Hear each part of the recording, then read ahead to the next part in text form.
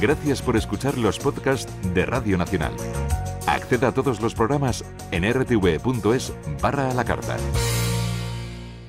Hola, mi nombre es Sara Blanco y estás escuchando El Mundo en Cuarentena, una producción de Solo en Podcast de Radio Nacional de España.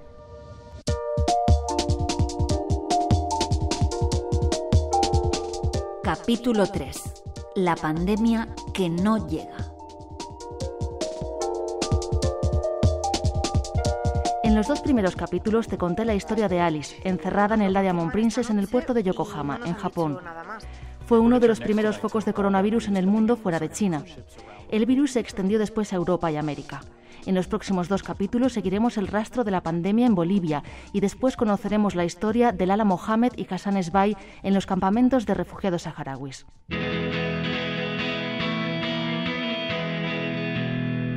Acaba de pasar una señora con coronavirus y me he infectado, pero por suerte soy alteño.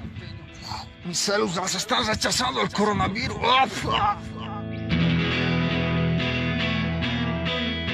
Había un joven que hizo un video, él es, dice, un cómico, es un joven del Alto, y él decía: inyéctenme el coronavirus, mi organismo no va a hacer trizas, porque yo como chuño, porque yo soy fuerte. Claro, fue muy criticado, ¿no? Pero era un poco, en cierta forma, reflejaba lo que muchos pensaban en realidad, de que no, a mí el coronavirus no me va a hacer nada, ¿no? No solo comemos chuño, comemos frutas, comemos todo tipo de minerales, ustedes no piensan. Comemos lo que produce la tierra. Al final el joven terminó pidiendo disculpas porque ya la policía y todo dijeron que lo iban a detener porque estaba desinformando. Él aclaró que todo había sido un sketch cómico, que alguien malintencionado solo sacó esa partecita donde decía eso del coronavirus y bueno, se disculpó.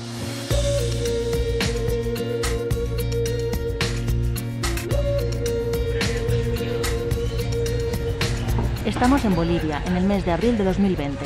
Al principio allí vieron el coronavirus como algo lejano, que incluso si llegaba a su país no les afectaría. Creo que había una mirada general de todos nosotros de creer que íbamos a resistir al coronavirus, ¿no? De decir, no, los bolivianos somos fuertes, somos raza de bronce, haciendo alusión a una novela del escritor Alcides Arguedas que se llama Raza de Bronce, ¿no? Como una raza muy fuerte, una raza de mestizos.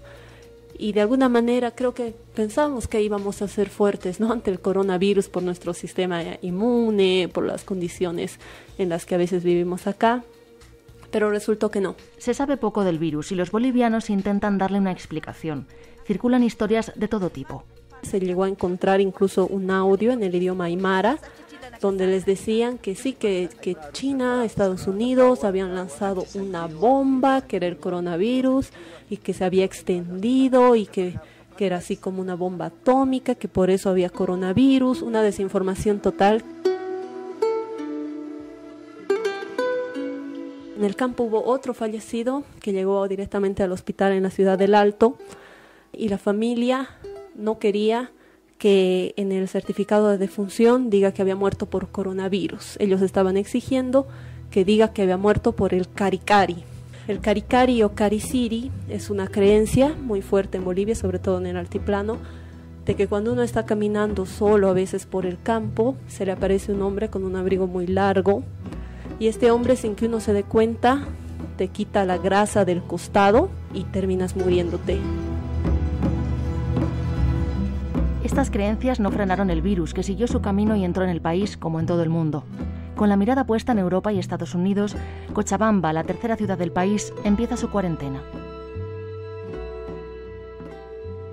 Soy María José Andrade Erostegui, vivo en la ciudad de Cochabamba, en Bolivia. Al igual que en gran parte del mundo, aquí también estamos viviendo una cuarentena casi ya total. A principios de abril de 2020, en Cochabamba había unos 30 casos. Tiene casi 2 millones de habitantes. El gobierno empieza a tomar medidas, una cuarentena con limitaciones a la movilidad. Cancha Parlaspa, 91.9, frecuencia modulada. María José dirige la radio Cancha Parlaspa y sale todos los días a trabajar en bicicleta. Es todo como un sueño, ¿no? De las 6 de la mañana más o menos hasta las 12 es una ciudad que todavía se mueve. Papaya casera, papaya, plátano, papaya. una ciudad donde uno ve gente, aunque las vemos más a través de los ojos ahora, porque casi todos están con barbijos, otros también con guantes.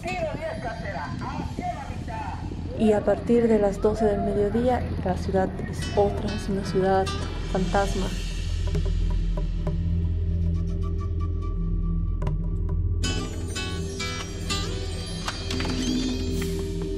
Lo primero que hago al llegar es sacarme los zapatos, entro con otros zapatos a la casa, me toca cocinar algunos días y también se ha recuperado esto de comer juntos. Yo vivo con mi papá y con su ahijada, somos 3 personas. Fernando Andrade, el padre de María José, es profesor en la Universidad de Cochabamba. Tiene casi 65 años y por su edad tiene miedo. Sale poco, muy poco.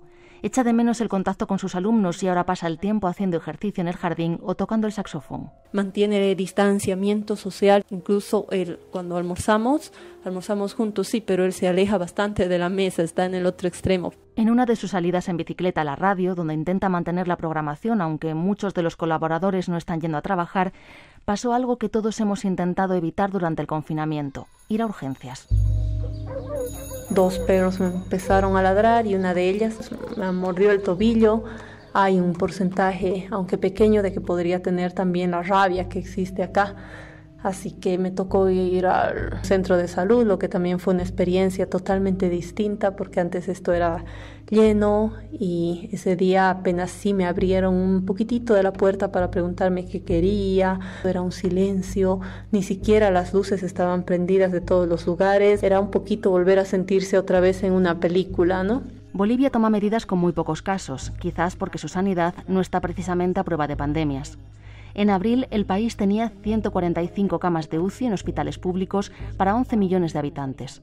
Sumando las camas de hospitales privados, había 430. Por población, según los expertos, debería haber 1.300 en una situación normal. Esta ampliación, que consiste en servicios de emergencias, una sala de emergencias para 9 cubículos de atención. Cochabamba tiene un hospital, el Viedma, con 4 camas de UCI. Muchos pacientes se quejan de que, a pesar de ser público, los familiares tienen que comprar el material que necesitan los médicos para atenderlos. Las cajas de salud que pagan los empresarios que afilian a sus trabajadores también tienen largas listas de espera. También están los seguros privados de salud, donde uno puede pagar unos $50 al mes y le cubre el 80% más o menos del gasto de una consulta, el 80% en los medicamentos, el 100% en casos hospitalarios o de algunas enfermedades, pero claro, es para gente que tiene buenos ingresos económicos, ¿no? Y claro, también están los hospitales privados, generalmente de propiedad de médicos asociados. Muchas veces familias de escasos recursos se ven obligadas a ir a un hospital privado y las cuentas son para ellos realmente impagables.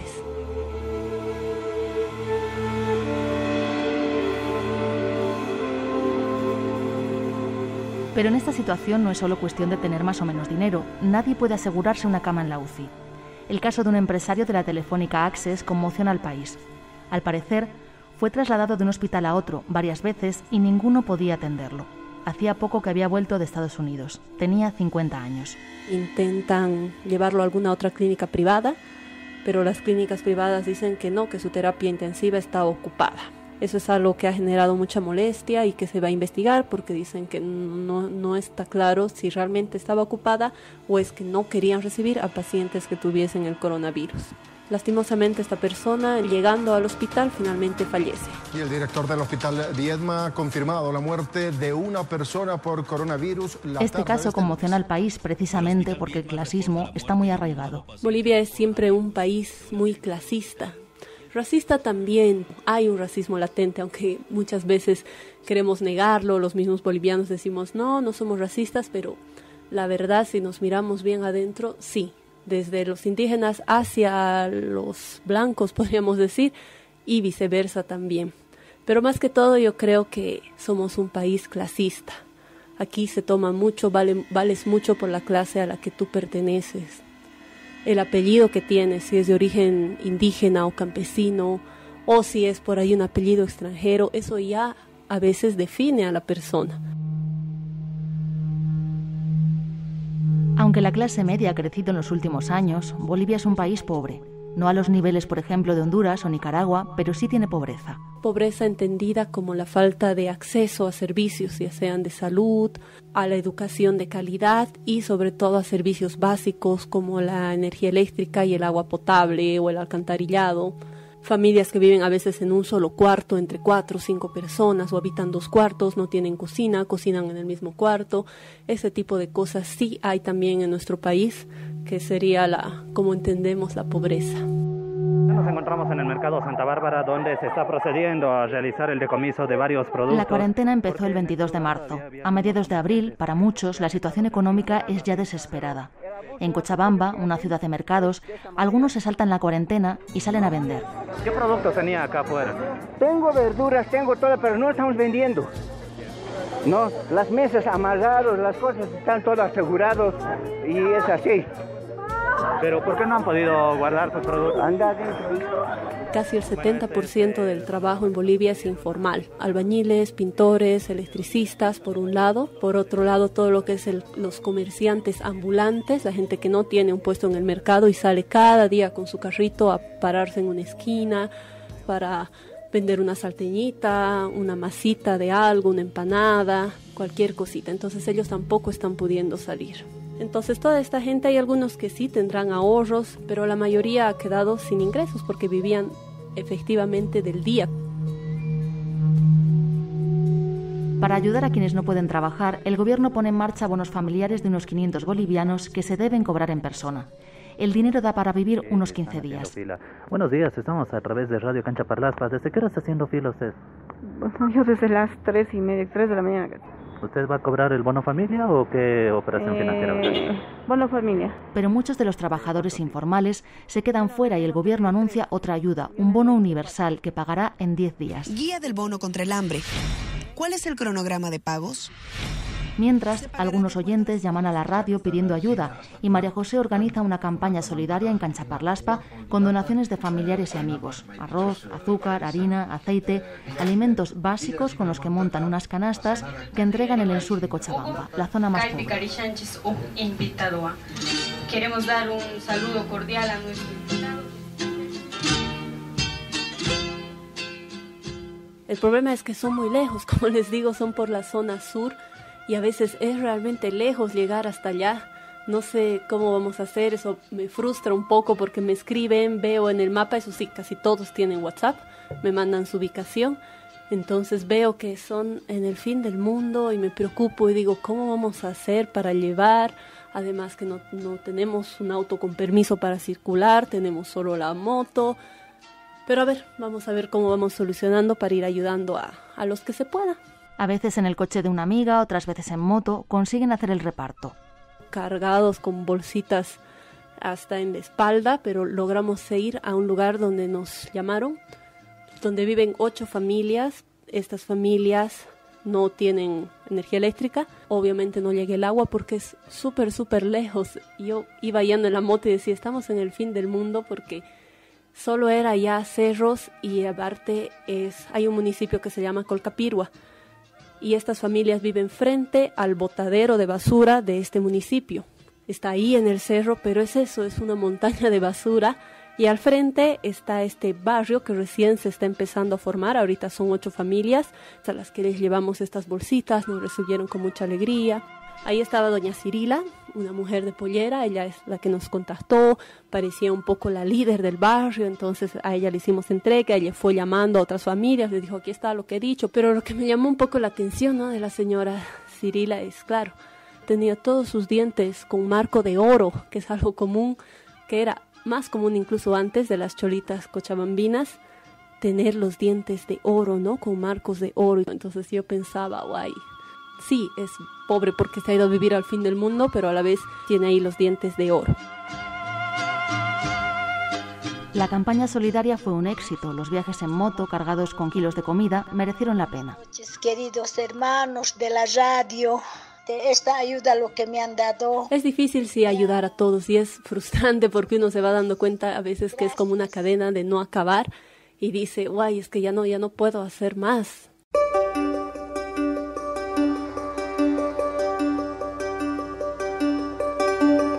La radio no tiene muchos recursos, la publicidad está bajando, justo ahora, cuando empezaba a recuperarse, como otras muchas empresas bolivianas, del parón de 20 días durante el caos de noviembre de 2019. Crisis política o golpe de Estado. Evo Morales, el presidente del país, fue acusado de fraude electoral.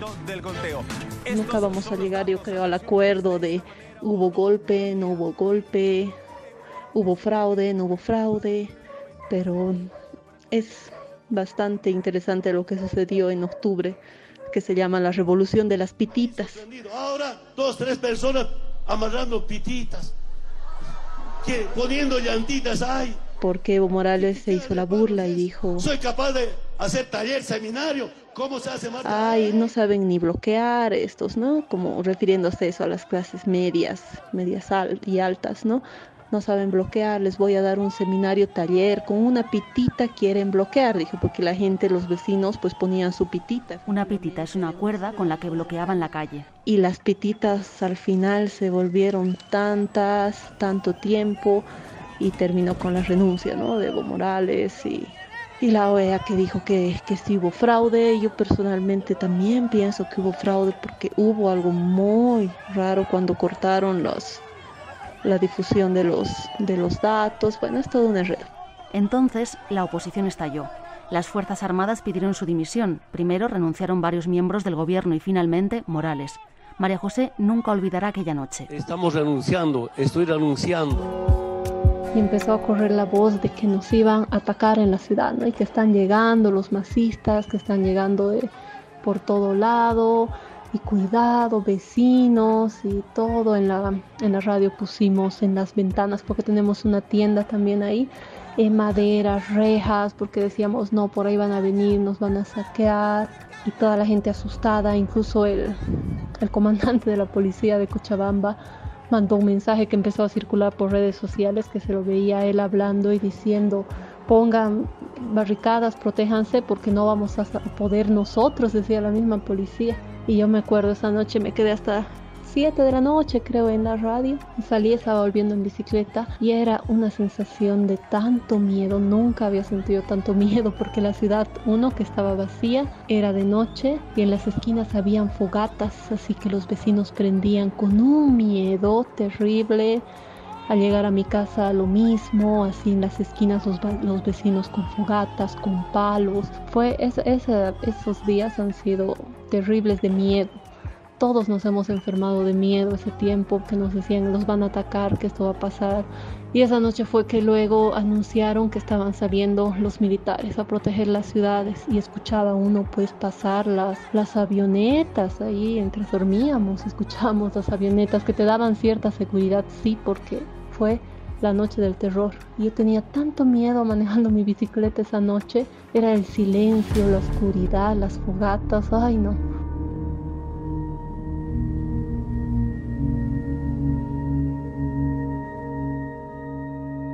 En Cochabamba hubo varios enfrentamientos entre grupos campesinos y opositores. En esas semanas, en Bolivia, hubo más de 20 muertos.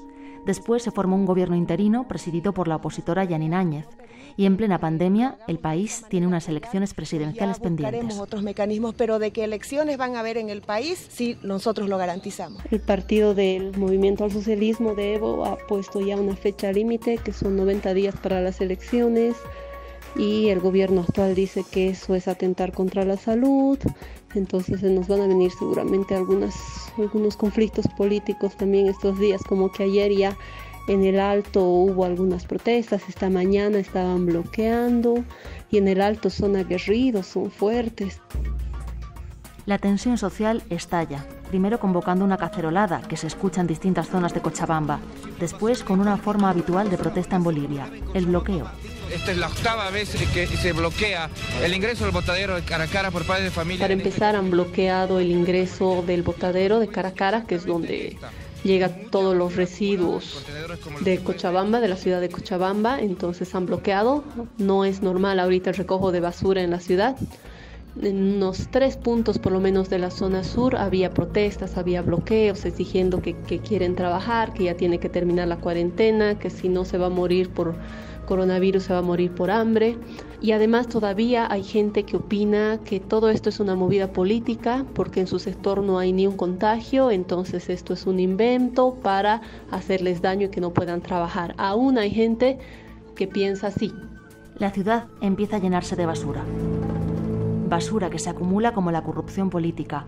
El alcalde de Cochabamba, José María Leyes, el Mochilas, hace poco que salió de la cárcel por un escándalo en la compra irregular de unas mochilas que compraba en China y entregaba en los colegios. Y ahora se ha metido en unos líos también porque ha contratado comida para darles a los policías y ha contratado de un lugar que ni siquiera ha presentado todos los requisitos, y los policías al primer día que les han entregado la comida han dicho que estaba en mal estado, la carne que olía mal. Todo un lío con ese alcalde. No sé cómo lo podemos tener, yo no lo quiero. El día que tenía que presentarse ante la justicia, alegó que había estado en contacto con 2 positivos de coronavirus y que estaba aislado. Finalmente acabó en la cárcel. Pero el caso de corrupción de la pandemia en Bolivia fue el de los respiradores que el gobierno compró a una empresa española. Destitución fulminante y arresto policial del ministro boliviano de Salud, Marcelo Navajas. Llegan 170 respiradores, los entregan en algunos departamentos. Y a las pocas horas los médicos intensivistas de diferentes ciudades comienzan a manifestarse y a decir que esos respiradores son solamente de emergencia, no sirven para casos graves, no les van a ser útiles para una terapia intensiva, que no son los adecuados ni los que se esperaba que lleguen al país. Respiradores para tratar a enfermos. Esto ya es grave, pero la polémica vino por el precio. No estaba claro cuánto habían costado. Se habló de 10.000 y de 28.000 dólares. Que prácticamente triplica su precio real. La diferencia se quedó en cómo se ha hecho la compra. ¿Quién ha sido el intermediario? Si se ha hecho directa, si se está beneficiando a alguna otra persona. No ha quedado nada claro con estos respiradores que la gente ha calificado prácticamente de inútiles a través de las redes sociales, de que ha sido un engaño. La presidenta interina, Yanine Áñez, asegura que no sabía nada. ¿Cómo es posible que alguien intente robarle a los bolivianos en pleno sacrificio como el que estamos viviendo? Me comprometo a trabajar para que cada centavo que se hubieran robado sea devuelto. Aquí apenas sonó la noticia, pero la empresa que vendió los respiradores era española. En Bolivia fue todo un escándalo. La empresa denuncia que los respiradores no aparecen, así que no pueden devolverlos. Tampoco se explican el sobrecoste de las cuentas bolivianas. Sus respiradores cuestan 7.000 dólares, no 28.000. Todo apunta a que alguien se ha quedado con el dinero. Los han enviado el sábado a la madrugada a la cárcel, prácticamente al exministro, al doctor Marcelo Navajas, junto a unos 3 funcionarios más. Uno de ellos, que también está ya preso, es Fernando Humérez, quien se presentó como testigo clave. Vive en Cochabamba y es el testigo clave que dijo que su información iba a aportar a la investigación. Sin embargo, pasó de ser testigo clave a aprendido. Él era uno de los intermediarios. Según las declaraciones de él, eran 3 intermediarios, uno el de España y otro que está en Perú y otro aquí en Bolivia, y que cada uno iba a ganar 2.000 dólares por cada respirador, lo que sumaba una ganancia de 340.000 dólares en toda la transacción. Con parte del gobierno en la cárcel, los hospitales sin respiradores y los bolivianos protestando en las calles y bloqueando el vertedero en Cochabamba, llegamos al mes de mayo. Mientras en España estamos a punto de salir de más de 2 meses de confinamiento, en Bolivia todavía esperan llegar a lo más alto, al pico de la curva, como han visto que ha pasado en Europa. Los casos suben, sí, pero despacio. El pico no llega. Todo el tiempo te dicen que la curva en 15 días se va a llegar al pico, en 15 días se va a llegar al pico. Generalmente van pasando esos tiempos que te dan las autoridades y uno ve que siguen subiendo los casos. ¿Y si es verdad que los bolivianos tienen resistencia al virus?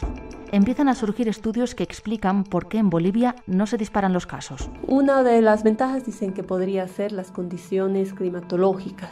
Otra es el tipo de sangre. Dicen que aquí, como la mayoría tenemos la sangre O, entonces esa es una sangre más fuerte y por eso no nos afecta tanto como a gente de otros países, de Norteamérica o de Europa, que tienen sangre A, B y eso. Y la última sería también como una ventaja las condiciones en las que vivimos, de salubridad y todo, porque sí que nuestro sistema inmune debería ser más fuerte que los europeos o los americanos. Esta teoría del sistema inmune fue la que defendió el Chuñomán y tuvo que disculparse. El tiempo dirá si la pandemia encontró su camino también en Bolivia. De hecho, en la región de Oruro sucedió el milagro. Es una ciudad comercial en el altiplano, de clima frío, conocida por su carnaval.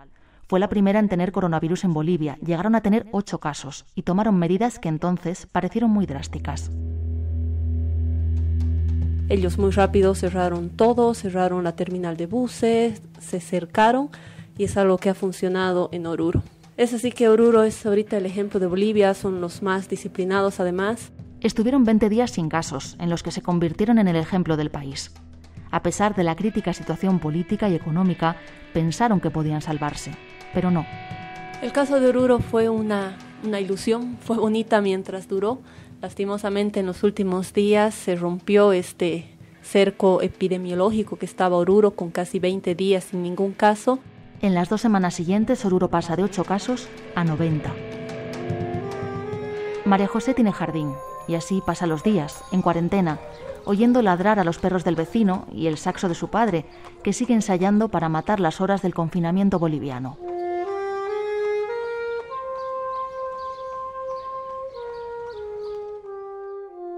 En el próximo capítulo de El Mundo en Cuarentena... Aquí la cosa está terrible, está que arde, la cosa está mal. Cochabamba colapsado con sus muertos, no se los puede manejar, no se los puede enterrar. Las funerarias han entrado también en crisis. Ha sido una jornada tranquila, pero mi mesa era un desastre, eran re desordenados, no encontraban los papeles, no sabían cómo organizar. De momento, pese a pandemia y todo, estamos ahí nomás resistiendo. Es que aquí siempre vivimos así, así que